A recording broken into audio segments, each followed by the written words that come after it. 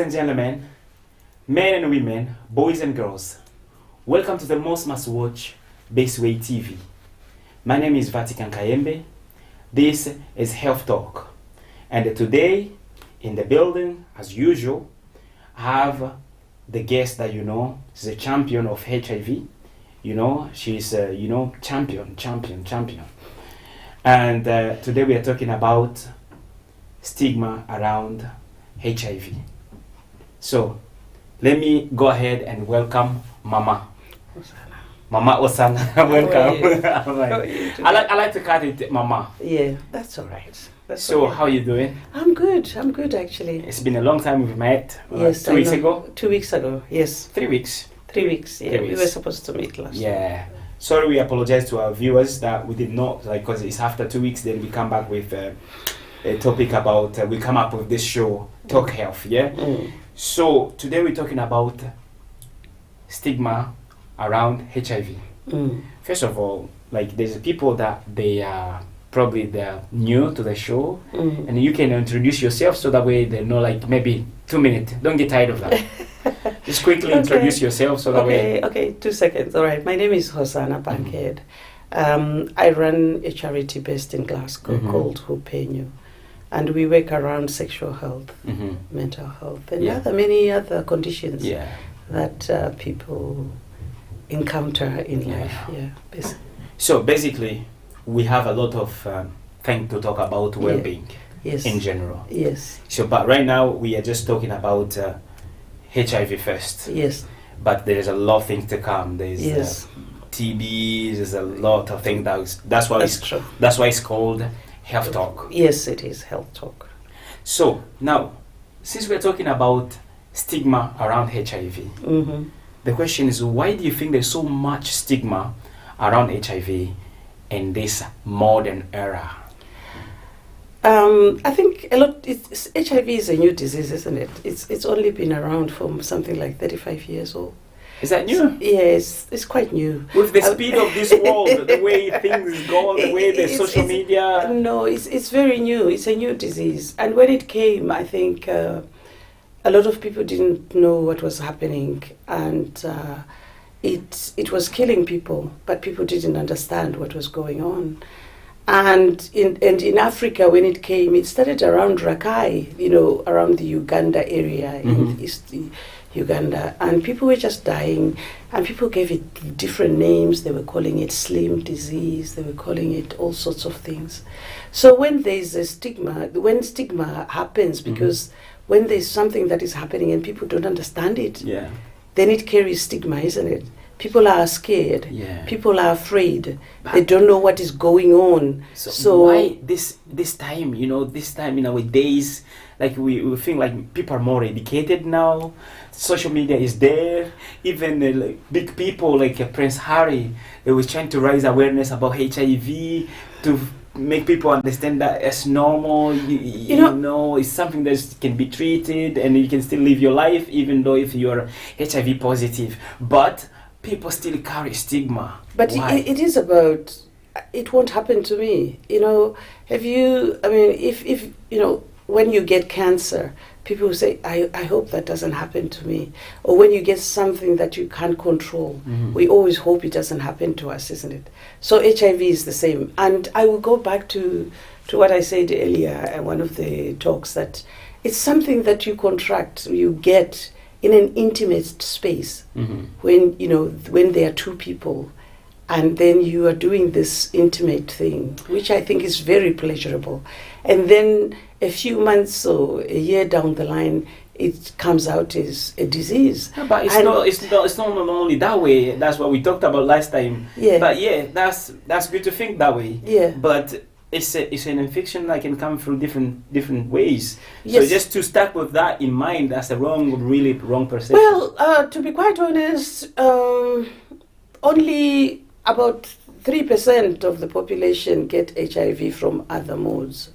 But the majority, 97% of the population who have HIV get it through sex. Yeah, but if you don't know, then you cannot just assume like, okay, they've got HIV and then it's because of sex. Well, yeah, some people were born with it. Some people are born with HIV. We are beginning to see young people who were born with HIV. Yeah. So therefore, it's ignorant just to say. Yeah, like it's just sex. yeah. So it shouldn't stick in people's yeah, mind. but people do. People do. And we can even talk about mental health within our African context. When somebody's got mental illness, and they stay in a village, everybody laughs at them and they are stigmatized. Everybody runs away from them because we do not understand mental health. And this is the same with HIV. Same with HIV. We do not understand HIV. This is why I come here, Mm-hmm. so that we can talk Mm-hmm. to people so that they have a deeper understanding Of of HIV. what HIV is, Yes. and what it will do to your body, and how you can control it, and how you can live a normal life after your diagnosis. Mhm. Therefore, you do not have to stigmatize anybody. Okay. But people do, and they think, if they can, they fall out, Mhm. and then they start, after all, they live with AIDS. That is not right. Why are you saying that? Because you might be the next person to contract it. Mm. Because are you looking after yourself? You don't know what's around the corner as Yes, well. you don't know what's around the corner. So my attitude is everybody needs to be educated, and we need to normalize HIV, like high blood pressure, like sugar diabetes, like cancer, like all the other chronic diseases Mhm. that we people do have. But we are not, because people don't want to be open about it. People don't want to talk about it because they are afraid of. I've got a question. Mm, Since we are talking about stigma, uh, that's like maybe in general way. Now, what was the attitude of people when you went public about your status? I'll be quite honest. There were a lot of people who were very positive about it, Mm-hmm. and That's good. and that's where you get your energies from. Mm-hmm. But in the midst of all that, there were a lot of people who were very negative as well, who discouraged me to talk about it. Mhm. Oh, can't you? Why are you talking about this? We don't discuss about this. And I remember in one incident, I visited one of my sisters, and I was talking about this, and she says, afterwards, she says to me, she calls me and says, "We do not talk about this in this house." And I don't talk about this. She didn't even mention HIV, to be Mhm. quite honest. She just say this, She that's was how- going. She that's was going how on demonic this. they don't wanna say they, it. they didn't want to talk about it. And now, on reflection, on looking back, that was so silly and that was so funny.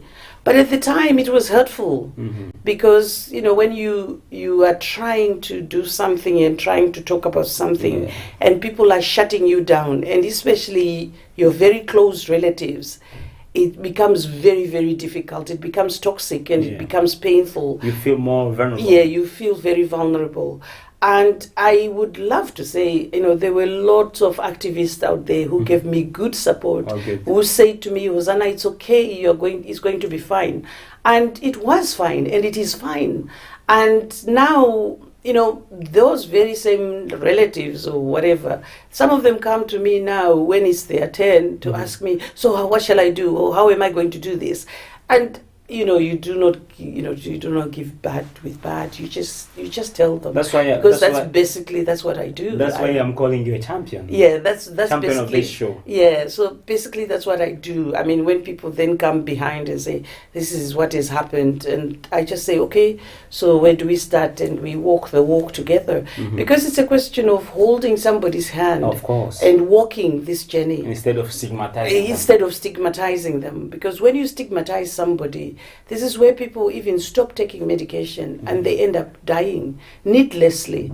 Or people stop doing, they are pregnant. Let's say it's a pregnant young woman and she feels so stigmatized. She stops taking medication. She passes on the HIV to her child. No child should be born with HIV today, because there is medication which we know when a mother is pregnant and she takes it, she will not pass on HIV to her child. And all these things people don't want to know, they don't want to learn. So do you think it's because of ignorance? That's why stigma is still so high. Yes, there's a lot of in this ignorance society, and a lot in this of modern era. Yeah, there's a lot of ignorance. I mean, in Africa, things have moved on so quite far. I recall when I went home as I say, I'm from Zimbabwe originally, and I went home and I was at a funeral, and women and men were asking each other about medication. Oh, I forgot my meds. I forgot my medication. Which one do you take? And to them, they have normalized it. So stigma in the villages is not as high as it is when we are out here in the diaspora, because when we left, stigma was very, very high, and we still carry that. We still carry that high stigma, and it's not to be talked about. But in a lot of in my community where I come from, I think stigma has been reduced. It hasn't really gone away. We're still going to see it, but it's not as it used to be, where people would not want to come and have a cup of tea in your house, or want to drink or use your toilet because they think they'll get HIV from you. That's stigmatizing. Some people, they say, like, I don't want to hug someone who's HIV positive. Yes. How can you contaminate HIV? Yes. How can you contract it from hugging somebody? It's only passed through body fluids. Yeah, that's ignorance. It's only passed through body fluids. And by body fluids, I mean blood or sperms or, vaginal fluids. But it's never passed through hugging. It's never passed through sharing a toilet. And all these things do happen. And it's all to do with our ignorance, actually. And I do believe when we educate ourselves about something, then stigma, which I call self-stigma, is reduced. And then you are in a better position to challenge outward stigma that is... I think I'm going to come to that. That will be our last question of the show today. Ladies and gentlemen, I'd like to say this. We don't have our phone today, so that way, don't bother calling. But you can text us, and then you can bring your suggestion. Next time when we are live, in 2 weeks' time, we will come with the answers. And then we have Mama Oksana. She can also work on it and then come up with... If you have anyone who is living with HIV, positive, and then you feel like they're struggling, then Mama is a champion. So our number is right there. You can reach out to her, and then she will give you all the tools that you need to be good and to live the normal life. So now the question is, did you experience what we were talking about it? Did you experience self-stigma then when you discovered that, I am HIV positive? Yes, you do. I would be lying if I said I didn't. Everybody does. Everybody does. You become embarrassed. You become... I don't want people to know. What would they do if they got to know? Or they would, alienate me. They would leave me out of their conversation when they get to know. Yes, you go through that. You have to go through that. Any diagnosis is like losing something. It's like death, isn't it? When you have a death in somebody close, you go through grief, you go through anger, you go through frustration, you go through all these so-called 7 emotions that you go through because somebody has died. And with HIV, it's exactly the same way. 7 emotions that you remind me of. Yes, what do you call again? Anger, yes, frustration. You all this alienation. You feel alienated. All this acceptance and all these things. Yeah. You feel those things because it's a life-changing diagnosis. In this day and age, it is life-changing in the sense that you have to be on medication for the rest of your life. It is life-changing because you have to take those triplets and you have to have access to them, which is the most important thing. So for me, yes, I did go through that self-stigma. But how did you get rid of self-stigma? Because I feel there's zero self-stigma in you right now. I feel it. Because of one of the things, it also depends on your personality. I found myself struggling with remembering who I had told I'm HIV positive and who I had not told I don't live with HIV. So it became very confusing for me. So in the end, I just thought, you know what? I'm not going to live a double life. I'm going to live as me. And then you tell some. Yes, some I had told, some I hadn't told. So I just decided I needed a single life. Yeah. And if people accept me the way I am, then they like me for who I am, not because I am associated with HIV or whatever. Because at the end of the day, that HIV did not define me. It did not define who I was. It just enhanced who I was, to be quite honest, because it just made me realize I am a human being. I'm vulnerable to some of these conditions. Yeah. Just like somebody gets cancer, they don't go out looking for it. And I didn't go out looking for HIV. So, if my question is, like, since we have people watching us, how do you think, how bad it is to have self-stigma in terms of, like, self-destruction? It is very bad. It is very bad.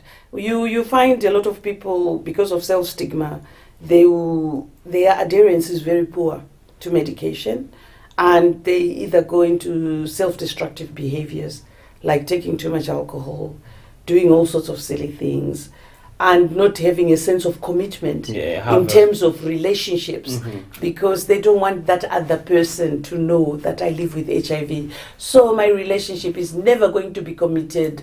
I am not going to commit to this person, and I love them, but no commitment, because you are not open. You are not you are not truthful. You are not honest with yourself. Because if that person really loves you, it doesn't matter whether you have HIV or not, they will still love you. You understand where I'm coming from. Yeah. But a lot of people have, don't even want that aspect of them to be out in the open with their partner. So if you are not open with your partner, even your children, that is self-stigma, isn't it? You are stigmatizing yourself. You need to be open with the people who are close to you. They get to know who you are. And when you do that, it's actually quite liberating. I find it's the most liberating thing, because I can leave my medication anywhere, and people around me can remind me, have you taken your meds? And I'll say, yes, I've taken my meds. And, it becomes a liberation for me. People, because of self-stigma, they don't do those things. Yeah. And it affects your mental health, because you're constantly worried who's going to talk about you. They become very paranoid. Yes, you become paranoid. You become very paranoid. You become scared. Or people who talk about me. People, if they see me at the GAM sitting in the waiting room, they'll think I've got HIV. Actually, yes, that's why you're sitting there. Why would you be sitting there? Are you going to travel? No, you're not traveling, unless you're going to the travel clinic. I mean, really, because travel clinic and sexual health is in the same place. I think, since you mentioned something that we need to normalize HIV, we need to see it as a chronic condition. Yeah.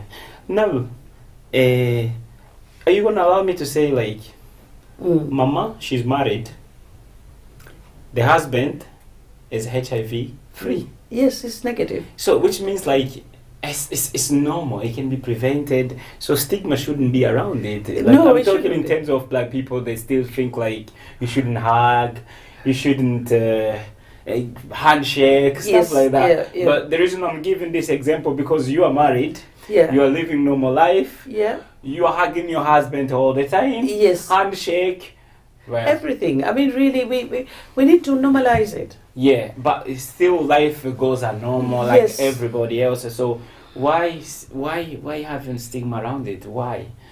While you have a sore head or any other TB or anything like that, you're not ashamed of. But when it comes to HIV, we regard it as if it's a monster that cannot be talked about. Yeah. It's like an elephant in the room. You have HIV, somebody has HIV in the room. There's a huge elephant there, and everybody is seeing the elephant, but they are not talking about it because you're like, why are we doing that? Because it affects us mentally. Yeah. It kills your self-esteem. Self-stigma kills your self-esteem. That's right. You make wrong decisions because you are so scared to make the right decisions. Yeah. And what if I commit to this person, then they want to marry me, and I don't want to get married to them because I live with this thing. And I've seen so many disastrous decisions made by people because of self-stigma. The choice of people that they go out with, they undercut themselves. And you say, what were you thinking? Oh, well, he accepted me with my status. I'm like, no, it's just got nothing to do with your status. It's because people have self-stigma. And when you have self-stigma, I must say, you actually, that's what you are projecting out there. And people will project it back to you. Mm-hmm. And when it projects back to you, it becomes very painful. That's right. So then you start saying, people are stigmatizing me. But it is your attitude that is going out there. What you are giving out is what is going to come back to you, because you are projecting that self-stigma. So everybody who talks about you or anything, you then becomes, everybody stigmatizing me. They always talk about my status. You walk into a room, and when there is maybe a conversation was coming to an end, oh, they all kept quiet when I walked in. I think they were wondering why. Maybe it's because of my HIV. No, actually, maybe it was just the time for them to be quiet. So, you don't think about those things. But a lot of people do. They don't even want to go to parties, some people, because they feel people will get to know about their status. Oh, so-and-so knows about my status. So, if I go to that party and they're there and they talk too much, so what? They are taking the power from you. They are taking that from you. You know what? We always be against the time, but we have our 4 minutes. I'm going to ask this question because we talk about stigma. We need also to ask ourselves what is there needed to be done? What is need to be done to get rid of this monster around HIV? In the room. Yeah.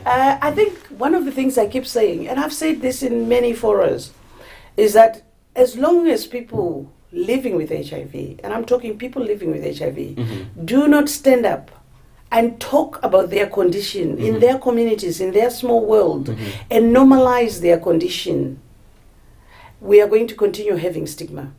Because having HIV itself, it has taught me to be a teacher of the condition. I go out and I teach about it, and every day I'm teaching somebody about living with HIV. Not necessarily that I'm always telling people I'm with HIV, but you get silly comments like, toothbrush. Oh, they got HIV from toothbrush. I'm like, excuse me? Where did you get that? Where did you read that? It's not right. It's not correct. So you become a teacher. But the only way you can become a teacher of your condition... Let me make you laugh with something. Yes. There was a time where we, on Facebook... Yes. No, Facebook, no, WhatsApp. Yes. Someone posted a statement with a banana. I don't know if you saw it. No. The banana, I said they've injected... with HIV. Yeah. Yes, I think I saw that in one. a banana. Yes. And then we need to watch the banana that we are buying, we are eating, and all that kind of stuff. But you see, these are the kind of things, and you say, where are you getting that kind of information? That is a lot of rubbish. Scientifically, it's impossible. Yes, scientifically it's impossible, and that is a lot of rubbish. And so you have to be a teacher, but you cannot be a teacher unless you understand what you are living with. I understand what it is to live with HIV. Believe it or not, I had to go to do a master's in understanding about HIV. Really? Yes, because I had to learn. I wanted to know. I'm one of those people who really wanted to know why I got HIV, why it happened to me. And I actually decided I'm going to do this. And I had to learn why I got it. So I understand what it is. What is this virus? What does it do to my body? How does anybody contract it? And why did I get it? And then I realized, actually, anybody who they've grown in the environment I grew up in was vulnerable to contracting HIV. We were a whole lot of people vulnerable for getting HIV. Some didn't. It was like playing Russian roulette, to be quite honest. And some people got it and some people didn't. This is why we found a lot of people in our communities died. They died because we had no knowledge. And for me, that was really important. I wanted to know why so many people died around me, why so many things happened which were not right. And you had to know and to understand. Now I understand. Nobody can stigmatize me because each time they come with their stigma, I confront them and I challenge it. You push it back. Yes, I push it back and I challenge it. And I ask them, have you been tested yourself? Because most people who talk about HIV have not actually gone for testing. So and they don't know their status. They don't even know their status. So they need to go and get tested so that they can start speaking and say, I don't have it. And when you don't have it, keep it that way, but don't stigmatize those who have it. So, ladies and gentlemen, thank you very much. this is the end of our show today. And Mama, next time again in 2 weeks, Yes. we are meeting here again, and what we're going to talk about is, do you have? I was thinking about this idea because, Yes. forgive my ignorance, okay? Yes. Sometimes we struggle between the difference between AIDS and HIV. Maybe you can talk to us through next time. Yes, next time we will discuss what is AIDS and what is What's the HIV? what is HIV. What's the difference? Okay, we'll see. Yeah. That Mama will take us through that road, and then we'll get out some knowledge around it. But right now, I'm gonna say thank you to everybody who is watching us, and thank you to the Kokoma Javukuto, the technical man. Our number is right there. Please share our video and like it and leave your comment down below. We are on a YouTube Baseway TV and Facebook Baseway TV, and Mama is there if you have any question. Our number is right below, so text us, you can WhatsApp us, we are there for you. Mama, you've got a last word to say? I just think we should never stigmatize any condition, HIV included. Okay. If somebody has mental health, they've got cancer, if we do not understand, let's go read about it and understand it, and then try to help rather than stigmatizing anybody. Okay. So that was the last word from Mama. And right now, we are saying goodbye. Goodbye.